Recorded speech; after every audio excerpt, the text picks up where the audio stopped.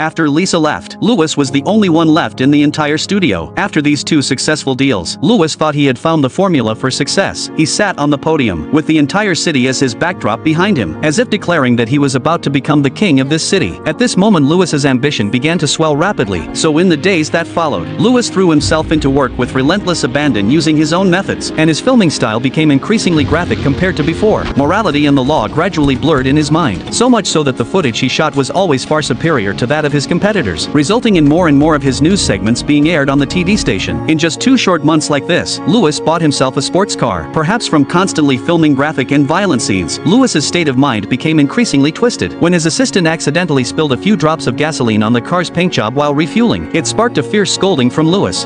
However, you just spilled gasoline on my car, which will lead to paint. I need you to tighten up a bit on this, because if you fill it like that again, I will terminate you immediately, I promise you.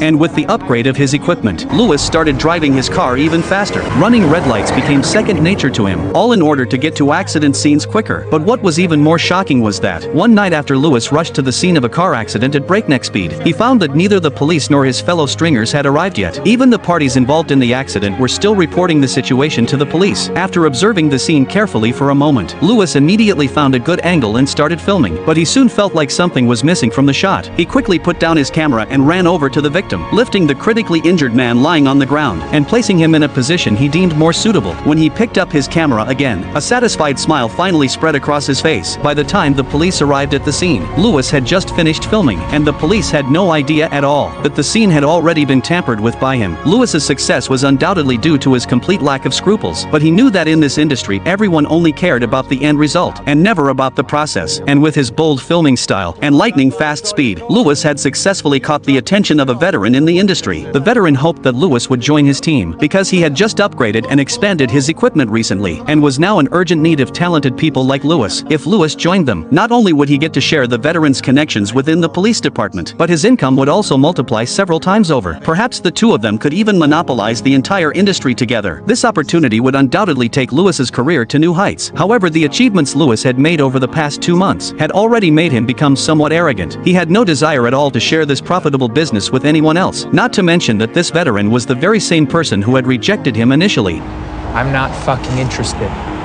Even though Lewis had turned down the veteran's offer, he had already made plans for his own career, because he had set his sights on Lisa. That night when Lewis went to the TV station to deliver some footage, he took the chance to ask Lisa out on a date. But Lisa saw right through Lewis's intentions immediately. She considered herself a woman with principles, and would never get involved with someone she worked with. Besides, she was more than 10 years older than Lewis, but Lewis didn't seem to care at all, and bluntly stated that he was now their TV station's main provider of news footage, and Lisa